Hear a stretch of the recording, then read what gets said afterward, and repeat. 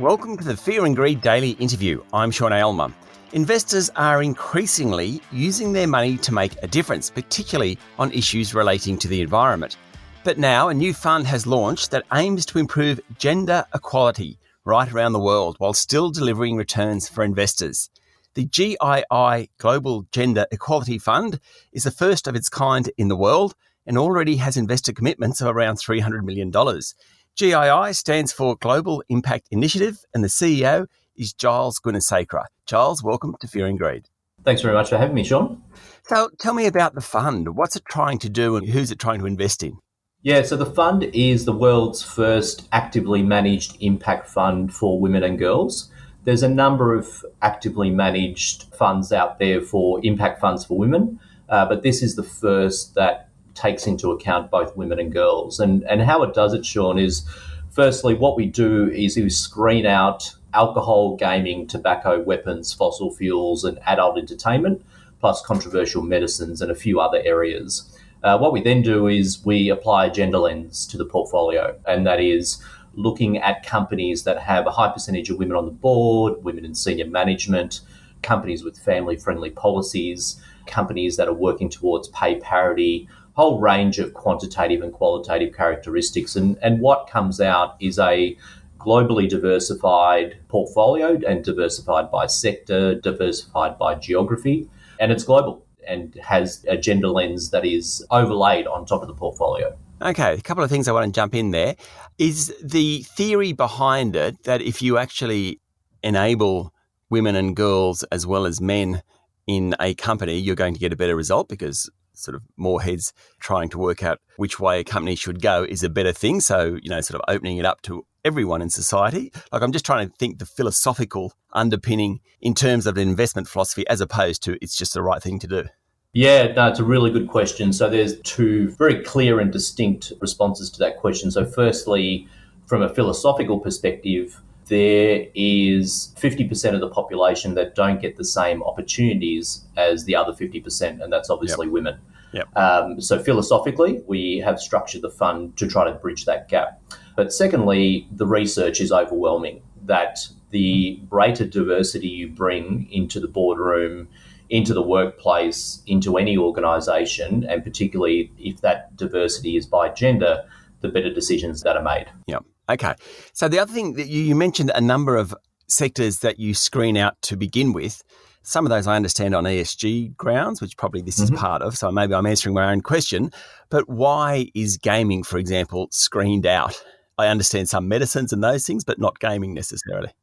Yeah, so gaming, the underlying premise of gaming is to win from a company's perspective. Yep. So, yes, a number of the games are based on chance, but ultimately the house wins. Yep. And we've seen, from a social perspective that, gaming does prey on the low to middle socioeconomic group. So you've got companies that are basically set up to win, and they are preying on people that can't afford it. So that's one of the reasons why gaming is screened out from the portfolio.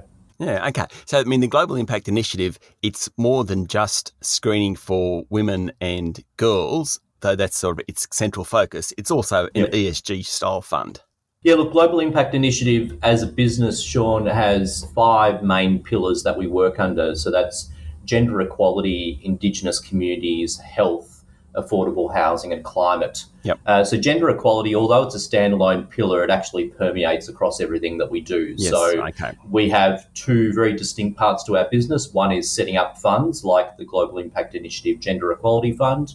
And then we were also brought in to help set up funds on behalf of fund managers or not-for-profits or social enterprises, where they will bring us in to help set up a fund and to help them set up the fund, measure the social impact, measure it to the UN Sustainable Development Goals, and maintain an ongoing involvement in that. So, we have those 2 very distinct roles, but it's all united really by that one premise, which is how do we mainstream impact investing and how do we do it at scale?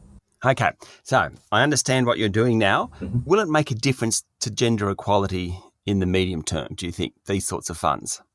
Well, we believe so. I mean, the great thing about our business model, Sean, is that it's heavily researched. So, as an example, this Gender Equality Fund, we did the research, and something I should have mentioned earlier in my response was not only is it the right thing to do, does it make sense, but there's studies that have shown that adding more women onto boards, adding more women into decision-making positions actually improves the share price of a company. So it actually financially makes sense as well as socially and philosophically.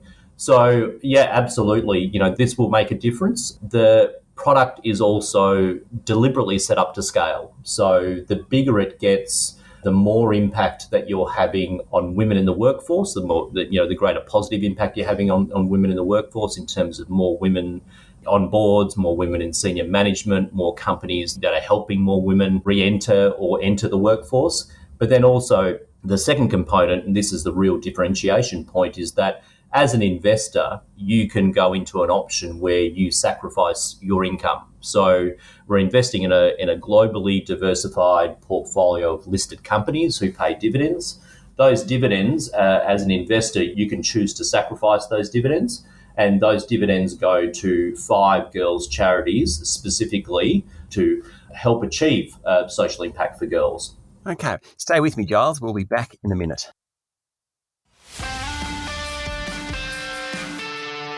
I'm speaking to Giles Gunesekera, CEO of Global Impact Initiative. So you've answered the question, is there any compromise on returns? No, in fact, there's a compromise if you don't do it, because you're saying studies suggest that returns from more diverse organisations do better. So that means your fund must do reasonably well, sort of above benchmark. Is that right? Yeah, look, the portfolio manager that we've chosen to manage the portfolio and that we've worked with is Robeco, a very large Dutch fund manager. And they've implemented the women's portfolio, their women's portfolio for the last 5 years, and they've had outperformance and steady growth in funds under management over those 5 years. But more importantly, outperformance, over all time periods versus the MSCI World Index. So it works, it performs. What we've done here at Global Impact Initiative is that we've put into the product, or we've built a product that enables you to create social impact for girls by sacrificing your income in the portfolio. Yep. That goes to those girls' charities. Now, if you don't want to do that, we've also created a unit class where it looks more like a traditional managed fund in that you get the capital and the income, but the social impact that you're creating there is only for women. We are hopeful, and certainly the initial analysis shows us that many more investors are much more interested in what we call our Class B unit, which is women and girls. Yep. And that's where you're able to donate to 5 girls' charities and create social impact for girls. Giles, I'm going to sound really ignorant here, so I'm sort of hesitating even asking the question. Women and girls, I understand gender, but the fact that girls are included, so presumably that's the cohort under the age of 18 or 16 or however that is defined, is this a modern slavery issue? Why do girls need to be part of this as opposed to women in general? Yeah, really good question, Sean. So we, in the process of setting this fund up, we, as I mentioned, did a lot of research across the gender equality space. And we found that the 4 areas that girls need to progress from girls to women are better health, better education, better nutrition, and social and economic empowerment.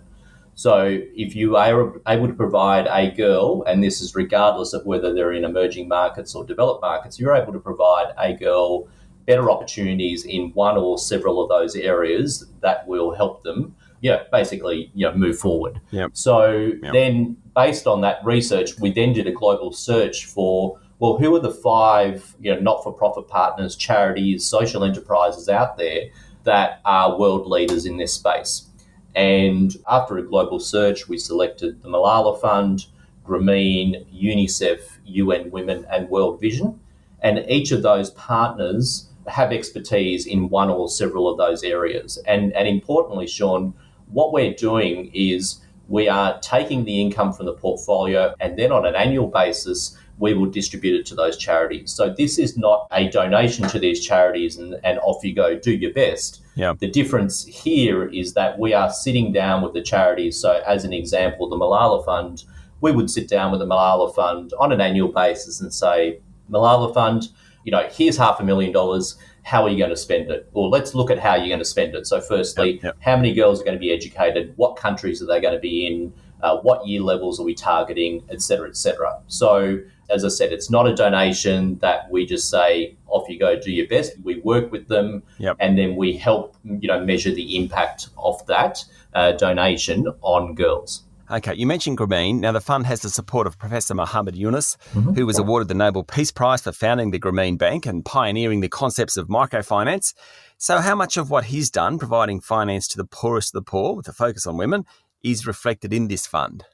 Oh, look, Professor Yunus's book, Banker to the Poor, was a very important book to me personally. It really captured the power of capital markets and, importantly, using the concepts of capital markets and capitalism to really drive forward better outcomes for communities. So without a doubt, the teachings and the learnings from Professor Yunus have been embedded, into the fund. And the great thing about Grameen's work is that it applies in developed markets as well as emerging markets. I mean, Grameen's microfinance loan book has a 99.5% repayment rate, and that doesn't change. It actually improves when you look at developed markets. So their US operation has a 99.7% repayment rate, which is better than any other bank. So the ability to, lend women money and know that money, and importantly, the profits, the returns on that money is then spent on the family and not on the individual is really, really important. And so we've embedded that concept into the fund. Okay, Giles, you sit on 2 United Nations advisory boards on sustainable finance and on climate and health. Where is Australia on the spectrum in thinking about these sorts of things, impact investing? Obviously, we talk a lot about the environment and increasingly governance, and modern slavery has got a good run in the last 12 months as well. This is another aspect of it. Do we think enough about it? Where does Australia sit? We are definitely thinking about it. We're not acting enough at the moment. It's no secret that our federal government's policy, particularly on climate, was exposed to be a particularly poor or non-existent one at the recent COP. But interestingly, where we're seeing most of the movement is in the corporate sector. So the UN advisory boards that I sit on, I'm sitting on with a lot of corporates from around the world, including Australian companies. And the corporate sector is moving. And they're moving because, firstly, employees are demanding it, but secondly, their customers are demanding it. So, their customers are demanding that they're being more sustainable, that they're looking at recycling, that they're adding solar. And then if you just thinking about the climate space, I mean, Australia is a world leader in climate-related technologies. And if you look at the individual states are doing a fantastic job in terms of their adoption of climate-related investments, be it solar, battery, wind, wave, climate technology. So there's a real mismatch at the moment between perception and reality, but where we really believe it's going to be a game changer is on the investment side. When super funds, which account for $2 trillion worth of capital, when they start moving their money into more ESG and impact-related investments and do it in a meaningful way, we're going to see a real game change. Giles, it is a great initiative. Thank you very much for talking to Fear and Greed this morning. Thanks, Sean. Really appreciate your time. That was Giles Gunesekera, CEO of GII. That's Global Impact Initiative. Look it up. This is the Fear and Greed Daily Interview. Join me every morning for the full Fear and Greed podcast with all the business news you need to know. I'm Sean Aylmer. Enjoy your day.